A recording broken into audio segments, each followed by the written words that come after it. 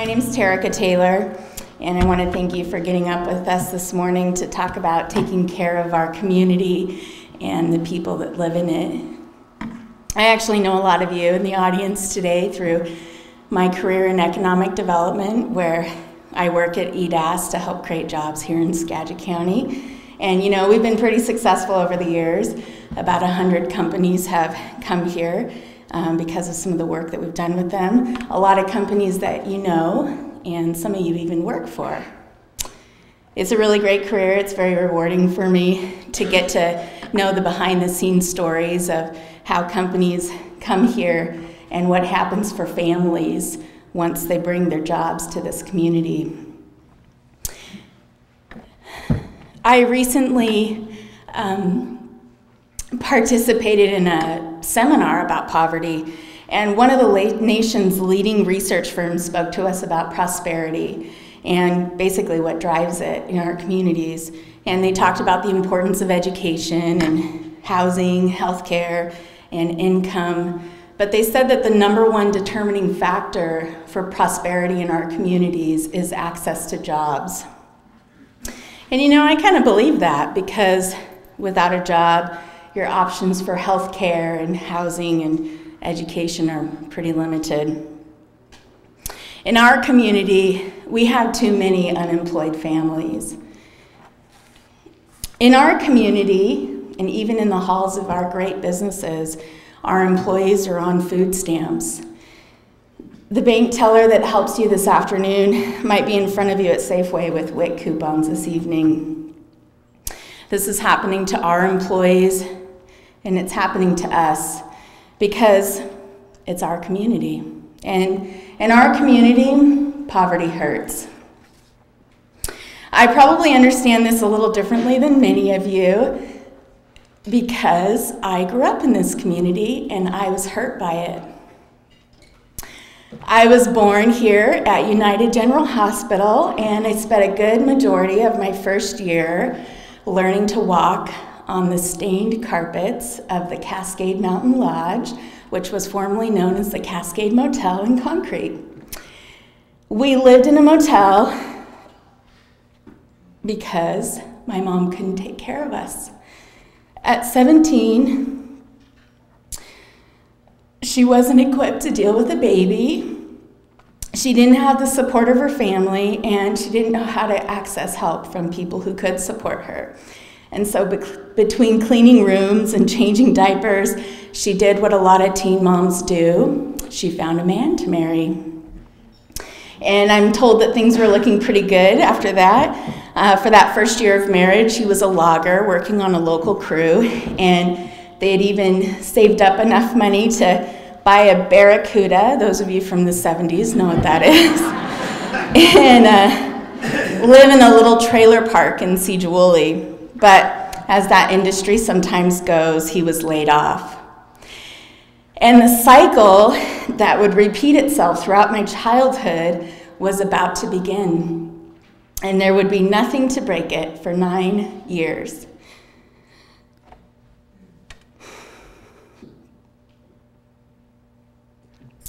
We were homeless.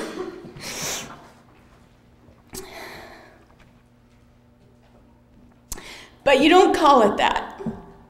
When you're living in your car, your Barracuda at Grandy Creek Campground, you call it living in your car or camping.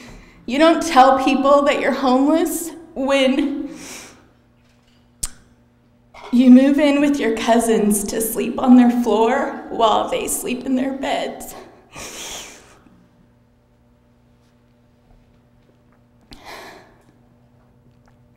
You don't call it homeless when you live in the back of the Town and Country Motel so your dad can work on the maintenance staff.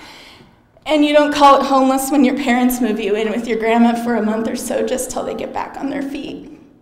You can't call it homeless because the pain of that word is too much to bear. So you hide it. But today I'm not homeless, so I can acknowledge that word in my life, even though it's obviously still painful. And by sharing my story, I've actually been able to start to heal from what that word's meant in my life over the years. Homeless means that sometimes when you're 5 years old, you start kindergarten in Clear Lake Elementary School just for a few weeks in Mrs. Omdahl's class, while you're living at your uncle's house on Funk Road, but when he gets mad about any little thing your parents did, I don't know what, you have to move to Sigiwuli to a friend that your mom just met while she was working at the breadboard. It means you restart kindergarten at Mary Purcell. And when your mom sends you to school on the wrong days because she can't remember, there's no emergency phone number to call because you don't have a phone. So you sit in the principal's office until you can remember your grandpa's last name and they find him in the phone book. Homeless means that from kindergarten through 5th grade, you have to get up. You have 10 to 20 first days of school. You have 10 to 20 first day jitters and 10 to 20 first day sign-ups for free lunch. 10 to 20 first day realizations that your school supplies and dirty clothes are worth less than the kids around you. And 10 to 20 years of reminding yourself that you're not worthless because of it.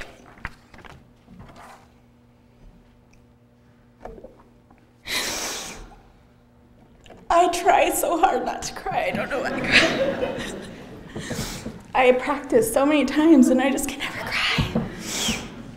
When you're homeless, you can't carry much with you. If you live in your car, you simply don't have room for your belongings. You know, you need room to sleep, right? And nobody likes house guests that bring their own furniture. But the fact of the matter is, what little possessions you had at any point probably got sold or pawned when your mom couldn't afford gas to get to the food bank. You know, when my dad would get back to work, after we'd been camping for a while, everyone in the family would be so excited, and I was trying to think of a word that would describe it, and I think jubilation is probably the closest word. And that might actually be one of the happy things that comes from extreme poverty, the unadulterated joy that you get to experience for simple things in life. But it wasn't like moving day for your families. Our possessions could all get unpacked the first day we moved in. You know, a nice blanket for my brother and I to sleep on and a plastic laundry basket could hold all of our clothes. When you're homeless, you don't have things to unpack, like spices or dishes. And when you open your cupboards to your new rental house, they don't have cleaners and canned foods in them. If you're lucky, they might have some salt and pepper, if your mom could afford to keep it. And so that's where I found myself, in 1st grade at Madison Elementary School, living in a trailer park behind the Days Inn Motel, which used to be called the Town and Country. Our parents figured out a way for us to move into a little trailer, but it was still hard to feed us. And you know, it's pretty sad to look back at that time. In fact, until just a few years ago, I really hadn't told anybody about it. And I spent a lot of time trying not to remember it.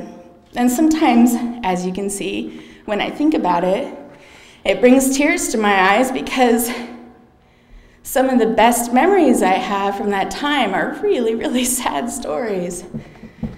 So when you're poor, you figure out little tricks to get by. And my mom had learned that the old Safeway on Riverside Drive would throw out little pink boxes of donuts in the dumpster behind the building every morning. And so when we first moved into the trailer park, she would bundle us all up and walk us, you know, down the aisle of the trailer park, across Riverside Drive to gather up this great bounty of pink boxes. And we would bring them home to our empty trailer. And, you know, it's kind of, well, it's extremely embarrassing to admit that one of the happiest times that I have at that age in my childhood was picking off ants, just hundreds of ants, from maple bars that would come from the dumpster. And, you know, That's a really happy memory as a child, but it's very painful for me to remember that now that I have kids of my own. Imagine giving those donuts to your own children. I think you can probably put yourself in my mom's shoes when she had to make that decision. I've stayed away from sharing my story for a long time because of the shame that it could bring to my mom and my dad. And I've kept it in because of the shame that I've felt about it. And I've wondered if it would maybe be best just to forget it ever happened and leave it in the past. And I've struggled a lot with what to share about those things that would make the most difference. But every time that I share it, this is the third time now, even though it's really difficult for me, I'm relieved of some of the pain that it's brought me, and that's why I've asked permission from my family to continue to share. And one of the stories that I've asked my family to share is about someone just like you. Someone that came from very different circumstances than I did. And I wanted to ask permission for my family to share the story because my mom never knew that I did it. And now that I'm a mom, I know that it could potentially bring a lot of humiliation to her if I told it. You see, she didn't know that her little first grader in Mrs. Sims' class was begging for food from neighbors.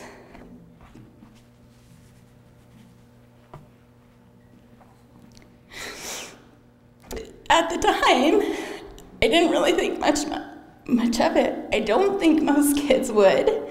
I was really hungry, and our cupboards were bare again.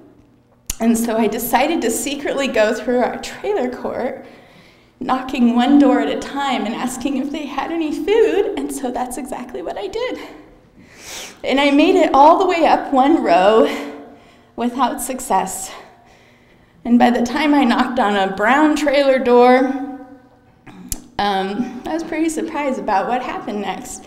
When the door opened, a woman about 24 or 25 answered it with a baby on her hip. I asked her my question, and instead of turning me away, she opened her door, asked me my name, sat me down at her kitchen table, and began making me a piece of toast with cream cheese and jelly on it. And when I finished, she told me to come back the next day, and she would give me more, so I did. And as long as I lived in that trailer park, she fed me every day. She fed me, and she gave me dignity.